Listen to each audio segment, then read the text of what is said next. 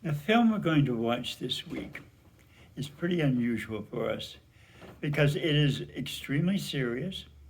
Its subject matter is not a pretty one, but I think really it's going to be quite helpful to you to understand a little bit about the currents in our current time in relationship to homosexuality.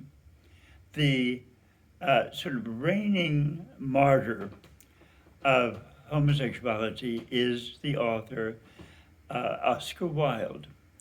Now, Oscar Wilde was basically a character, a true character that was unlike anybody else. He was married, had two children, but he had also a fondness for street boys and for ruffians in the street. His life was quite schizophrenic, if we want to mention that way, but in another way of looking about it, it was extremely broad and included many, many friends, many, many levels of people that he was interested in, and it was quite unorthodox. He was a bon vivant. He was very, very famous when he was in his early 20s, just for being who he was. He put on airs, he dressed flamboyantly, he made proclamations constantly that are collected into books now that people quote all the time. His four comedies for the theater are very, very skillfully done, but especially The Importance of Being Earnest still is played in many, many theaters all over the world. And so the fact that he was so, in a sense, he's an example of an artist that was really full of himself. He began to believe his legends. And so therefore, one afternoon when the the father of his lover left a calling card that said to Mr. Oscar Wilde as a sodomite, he basically, claimed this in public that he was a sodomite, and he left it as a challenge. Well, this led to some domestic problems because his lover Boise hated his father, and so he egged Oscar Wilde to sue him in court. This was a disastrous idea, and it was because Oscar Wilde felt that he was above suspicion. He was literally, he was in a place that nobody would touch him. Well, he was wrong. They had a trial, and the father was let go. I mean, he wasn't sued, and they arrested Oscar Wilde on charges of indecent behavior. This meant that now they could bring a whole series of young men who he had kept and had affairs with. They could bring them to trial, and this series of people was disastrous for the results.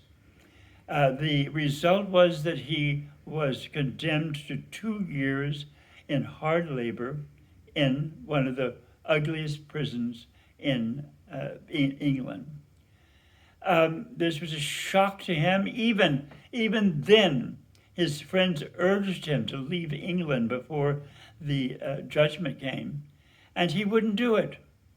There is something so perverse about his thinking about himself, so self-destructive, and yet it led to the last two works that he made, works of art that he wrote.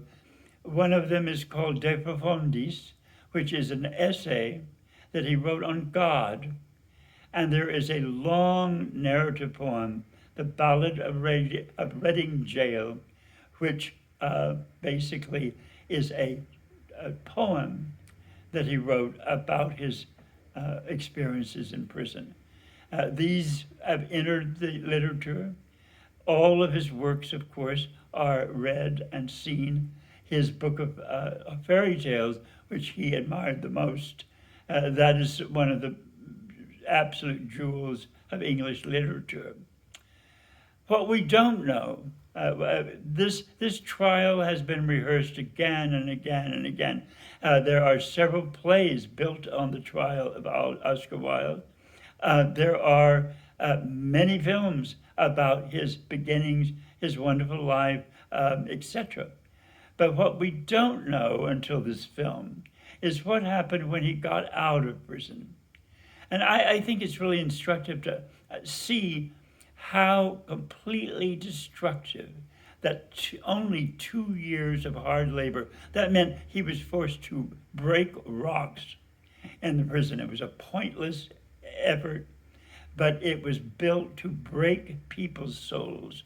It was literally that much. It was able to literally destroy your sense of self and to, completely demolish your any kind of idea you had about yourself. This tends to work in everybody's way. It doesn't. You don't have to be a poet, or you don't have to be a playwright. But he was especially sensitive, and it simply wreaked havoc on his ability to live. And so you see that it really brought about his death sentence. I think the film is filled with colorful events. It's filled with the kinds of friends that stick by you even through your troubles. Not very many. Most people deserted them. But I think, seeing examples of how people conducted themselves and the disgusting way the society acted toward him certainly puts in focus the effect that many of the hatreds for gay people have today in society. There are still people being persecuted as much as Oscar Wilde. I mean, we have mostly the country of Poland, which has become totally homophobic. We have Russia, which has punished gay people constantly. We have many examples in the Middle East in which cultures, attack gay people and make sure that they have no chance of happiness. I think the more we're aware of these things, the more we can appreciate when we have a society that is open and that basically is sympathetic toward these tendencies. So please, we'll talk about the film afterwards, but I would like to say it's a work of love.